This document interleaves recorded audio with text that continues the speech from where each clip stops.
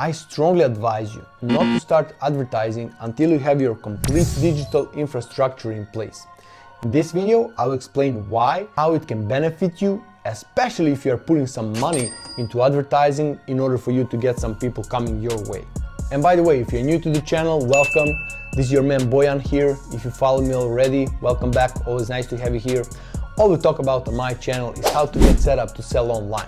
I want to help you as a business owner to understand what kind of digital assets you need. Especially in this video, we're going to talk about those digital assets, how you can use them, and what kind of digital actions you need to take in order for you to grow your business online. I stay away from details. I want to give you a big picture, the perspective. That's why I'm making these sketches. I want to have fun here with you. I want to show you how simple this is, and I want to simplify it for you. So without further ado, let's dive in.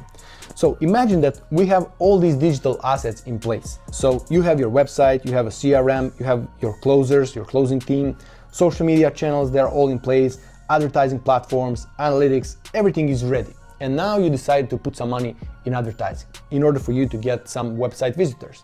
So let's say that this person here, they saw your ad, and from your ad, they went on your website, they opted in, they filled in some form, and what happens next? So they ended up in your CRM, your customer relationship management. You immediately know from which ad specifically they came from to your website and what is the last ad that they saw before they opted in. You can say, what is the last attribution? Which ad made them convert, made them to come to my website and to opt in?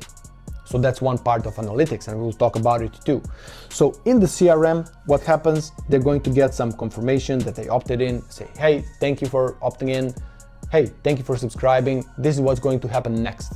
At the same time, this person is going to organically, right, decide to go to check your social media channels because they saw your ad on Instagram, for example, and now they want to go on your Instagram account to see what's going on, what kind of reels you are creating, to get some better perspective, to know you better, and actually what is most important to understand if you are trustworthy. They want to give you their trust, but they need to see something that's going to be believable enough to say, yeah, this person is legit, this business is legit, I want to give them my money and to buy what they're offering to solve my problem. That's how average person thinks, right? At the same time, while this person organically is checking out our social media channels, maybe they're going to go on Instagram and they will see the story where we promoted our last YouTube video. Maybe they will save this video to watch later because it's a rather longer video. On the other hand, on the back end, what happens in our business?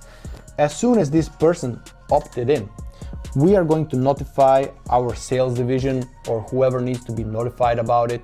We're going to have some other automations that is going to send some emails to educate more this person, to give them more information about our business. We're not going to spam them because if somebody opted in for the offer, they have some problem that we can solve. If we send them specific video, if we send them specific emails that are going to clarify them more, that we are the business that can help them with their problem, they will read it. Don't be afraid to send significant amount of emails in first days after someone opts in. And I'm not saying to just bombard them with the random emails as soon as they opt in for whatever. You want to be very contextual. If you are very contextual, you will see just a handful of people opting out, and this is the statistics, not only from my experience, but from the whole mastermind that I participate in. Everybody have those kind of statistics. You can send 5-6 emails per day and you will still see literally 1 to 2% of people that will opt out because we are very contextual. We want to educate them more. We want to prove them that we understand them and their problem, and we want to set expectations. We want to answer some questions that usually pop up. We don't expect them to read all those emails, especially not thoroughly to read each email, but those headlines that they show interest in, they will read those emails. Next, while these emails are sent, at the same time, we're going to use advertising platforms to send specific videos to this person. We're not going to send these videos with the intention to bring them back to the website or for them to take any action. We're going to cherry pick some videos that are going to pre-frame them to educate them more on our offer. Maybe we're going to target them with some testimonials, people talking about their experience while working with us. Those are the kind of videos that we can serve to these persons on multiple social media channels. So after, let's say, 24 or 48 hours, the time comes for this person to have a call with one of our salespersons. What happens then is that our sales guy is going to check the CRM and is going to see if this person visited some other pages of our website, how many pages, how many emails are opened, which emails are opened. And before they get on a call, it might even happen that this closer is going to be literally a cashier, because the person is already sold on whatever we have to sell, because we have the 24 or maybe 48 hours to serve certain content to this person, and that's because we have all this digital infrastructure in place. We have advertising platforms, we have all our social media channels, so this person, he can choose if he's going to check our Instagram profile or our YouTube channel, Facebook, TikTok. Depends where they spend most of their time with, which one is their favorite platform. So the money that you spend for advertising, the money that you spend to bring these people from advertising platform, from social media channel, from wherever, to your website, it actually has more value for you, for your business, because you have all these ways to pre-frame this person that just opted in. They just showed interest. They said, whatever you have to offer, what I saw in your ad, I have interest for this. I have a problem, I think you can solve it, but I don't trust you yet. So that's why if you have all this infrastructure in place, you can benefit from it and you can use it, you can leverage this infrastructure to have much better results from advertising. Because imagine this other scenario, okay? Let's say, okay, we must have advertising channel because we are advertising, so we still have this person that came from some ad and they went on our website, okay? But imagine that we don't have a CRM, and I noticed that there's a lot of people, they don't just have CRM. And I noticed that there are businesses that still don't have CRM. They don't have their customer relationship management, they don't have a database. It's very hard for a salesperson to understand what kind of lead is coming their way. But long story short, let's say we don't have a CRM. Let's say that we don't have all social media channels. We just have half of it. Maybe we just have an Instagram channel, okay? And this person is mostly on Facebook. They don't even have Instagram. And they maybe spend time on Facebook, and in the evening they spend time on YouTube. And we don't have either of that. We just have Instagram. Analytics, what is that? We don't have analytics, nothing. So this person opted in, an email might be automatically sent to closer saying, hey, there is somebody opted in, here's their email, phone number, maybe they filled in some form, hopefully not too long. We don't want to make it hard for them. We want it to make as easy as possible, but again, to collect some data at least. And from here, the closer is getting in contact with this person. Who is going to get better results? What do you think? Of course, the closer that has more data, the closer that has lead, which is much better pre-framed before the call, is going to have much greater opportunity. It's going to have much greater possibility to close this deal comparing to this poor closer, which doesn't have any data, nothing. He's just calling this person to see how can I help you today, sir?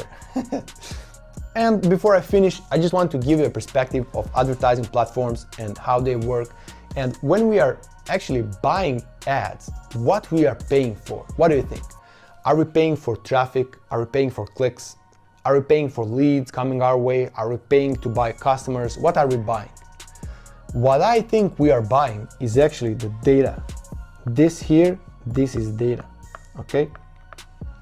Advertising platforms, and to simplify it, I will just say Facebook. I always advise everybody to start with Facebook and Instagram because they have unseen amount of data, and that's what we are buying from. We can debate here, is it good or bad, is it evil, is it good? I will gladly hear your thought in a comment down there, but here we're just talking about practical things, how this can benefit to our business. So Facebook, it has unseen amount of data, and what we are literally buying, we're buying data. Facebook came with this information, so they have 52,000 data points for each user. Can you just imagine that? So when we are paying for advertising, we are actually paying for data. This is actually a great topic for one of the next videos that I'm going to create. And here I just want to give you a perspective. Think about it when you are setting up your campaigns, whoever is doing this for you, or if you are doing this yourself, how much freedom you are giving to the machine to find the right people for you? Are you narrowing this audience? Are you saying, hey, find me a male, find me just the guys between 18 and 26 within this area and this specific interest? Or are you giving a little bit more freedom to the machine to decide? Because this machine is far more smarter than we can think, and it's crazy what kind of results it can create for your business. So let's circle back. As we said, this is data, right? And this machine is making decisions based on data. That's why, again, it is very important for us to have our digital infrastructure in place so that we have our analytics, that we have our CRM, that we have our website, that we have everything connected to this database, so that once this person becomes a customer, we want to give this information back to the platform, and we want to say, this person just purchased what we have to offer, find more people like this.